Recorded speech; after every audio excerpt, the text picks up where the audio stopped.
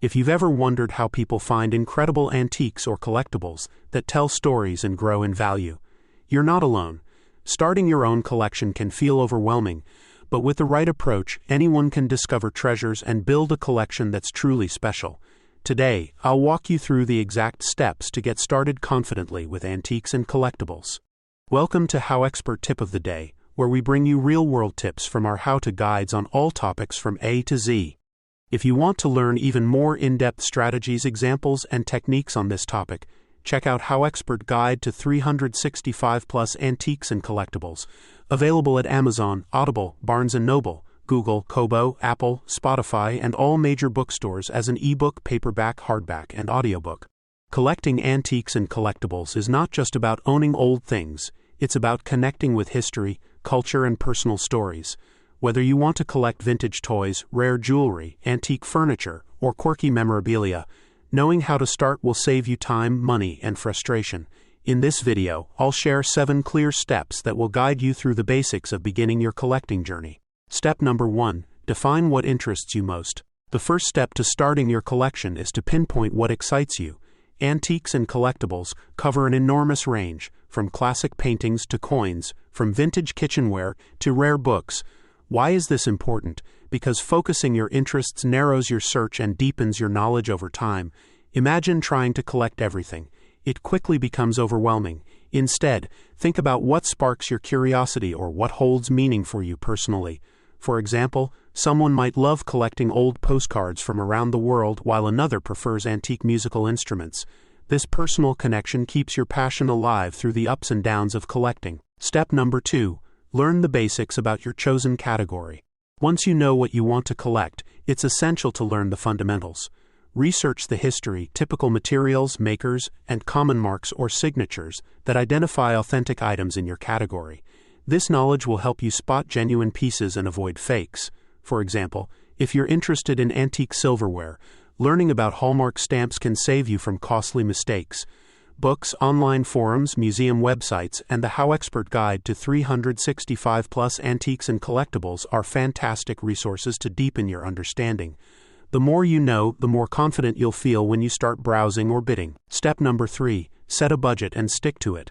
Collecting can become addictive and expensive if you don't set financial limits early on. Decide how much money you're willing and able to spend before you start buying anything. This step protects you from impulse purchases and encourages smart buying. Start small if needed. Even affordable pieces can be meaningful and appreciate over time. For example, a collector might set a $50 monthly budget to buy vintage postcards or jewelry pieces, then gradually increase it as they learn and grow. Budgeting also helps you prioritize what's truly valuable to you. Step number 4. Start exploring local markets and online platforms. Now it's time to dive in. Visit antique shops, flea markets, estate sales, and auctions in your area to get a feel for what's available. Don't hesitate to talk to dealers and other collectors. They often share tips and stories that enrich your experience.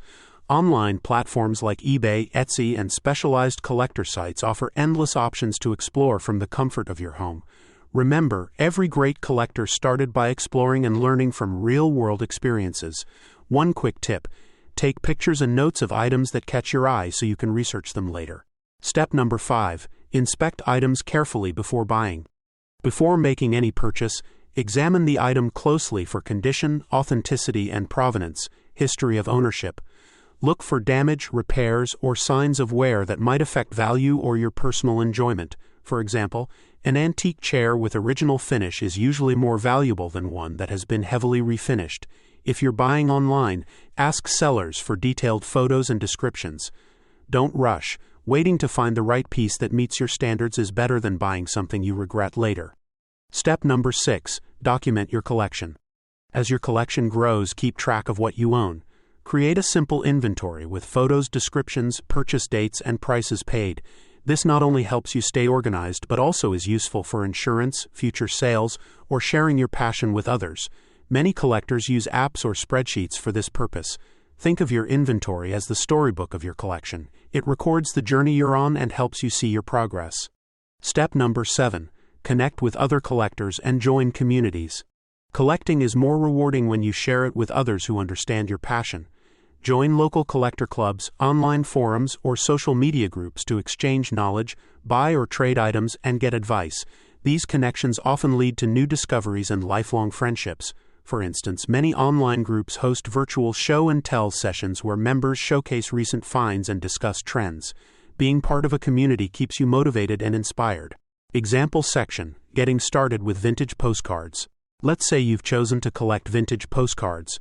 You start by reading about postcard history and identifying key printing techniques from the early 1900s. Next, you set a modest budget of $30 per month. You visit local flea markets, and on your first trip, you find an old postcard with a beautiful scenic photo and a 1920s postmark. After inspecting it for damage, you buy it and add a photo and description to your collection inventory app. Joining an online postcard collecting group, you share your find and get tips on where to look for rarer cards. This approach keeps your collection focused, affordable, and fun.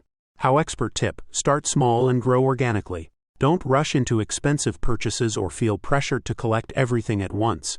The most satisfying collections develop slowly over time, with each piece adding meaning and value. Patience and curiosity are your best allies.